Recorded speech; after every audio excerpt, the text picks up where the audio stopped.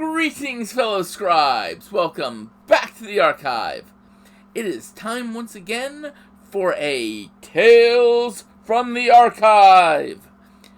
Normally, I do these about stories that occurred in my games. Following the events of this past month, I'm going to be doing it instead on two songs by the greatest drummer in rock and roll history. These two songs I've always found to be extremely influential for me when thinking for certain games, especially Mage the Ascension. The two particular songs are 2112 and Red Barchetta. So sit back, relax, and enjoy as we talk about some music and gaming. Let's be honest. Rush is, for music, one of the most influential bands in the history of modern music. You have drummers who revered Neil Peart as a hero, as the god of drums. But one of Rush's less noticed trends, less noticed areas of influence, is outside of the music industry. They told stories in many of their songs. And these stories stick in people's minds. These stories spurred discussion. And at the game table, these stories spurred other stories. So let's take a look at these two stories. Red Barchetta. This song is actually inspired by a piece of speculative fiction. But the story, if you follow it, is there's some sort of motor law, and this young person goes out to his old uncle's farm, and there, hidden in a barn, is a red Barchetta. Now, given Neil Peart wrote this song, it's probably a 1948 Ferrari 166mm Barchetta, which is known to be Neil Peart's favorite car. And this person takes this car out, and he's running it at speed, just enjoying the thrill of driving. And then a air car starts chasing him. Now, I've always thought that this was a law enforcement car, but having become familiar with the story that's inspired by, this could just be other motorists, because the story that it was written from, that it was inspired by, cars had been hit with so many safety regulations that the modern cars in this era were massive safety vehicles, and they could take high-speed collisions and not be significantly damaged. And a hobby of many of the motorists in these was to bump into older model cars. So, this car that chases the driver of the red Barchetta could be a police vehicle, like I'd always thought, or it could be just another motorist. And he, the driver of this red Barchetta, floors it, twisting, turning, going through an old bridge that the vehicle behind him couldn't follow. And from there he gets back to his home. and reconceals the car. Now, what does this have to do with gaming, you might ask? Well, what it has to do with gaming is where I've always found Rush's influence to be the most influential. Mage the Ascension. This is a case of the technology of the silver alloyed air car and the red Barchetta, a representation of freedom, of the sheer ecstasy of driving fast, driving a agile car over these roads, and how ultimately the changes wrought by technology pushed it so that this person was able to flee, was able to get away, because the technology with these massive vehicles couldn't go over this covered bridge or go through this old tunnel or whatever.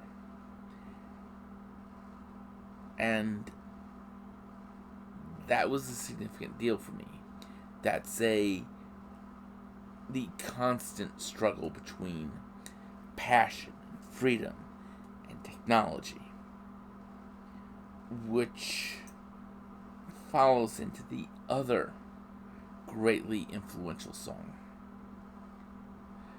2112. Let's stop and really look at 2112. This is a world where everything is controlled by the temples of the Syrinx. These people put in and control what people can do, what people can research. It's when the singer finds this guitar in some lost attic or something, and he brings it before them. They talk about how it's just a toy that helped destroy the elder race of man. And it's a silly whim that doesn't fit the plan.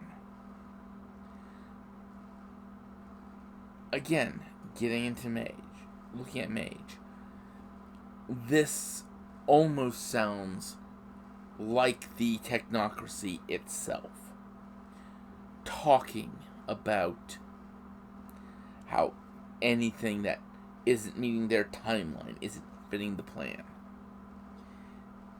And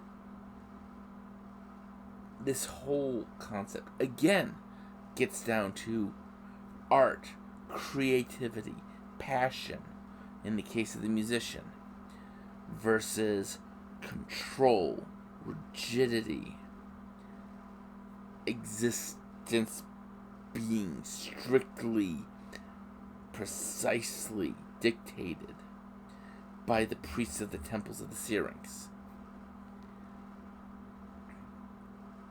And this is a clash, this is a conflict over this epic song. Just remember, this is a 21-minute song. So, this is actually a single with the other side, the other 4 songs, being the B-side. Rush was awesome. But that's the thing here. This song you can use as a in-game, in the real world, as a explanation for wrapping someone's mind around what the technocracy really is. You can reference the technocracy as the priests of the temples of Syrinx, and anyone who's heard this song will get it, will understand it on that fundamental level. And this is important.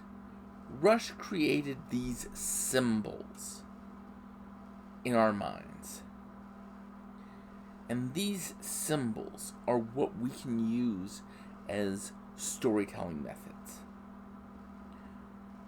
We can refer to something as a red Barchetta. We can refer to a group as the priests of the temples of Syrinx.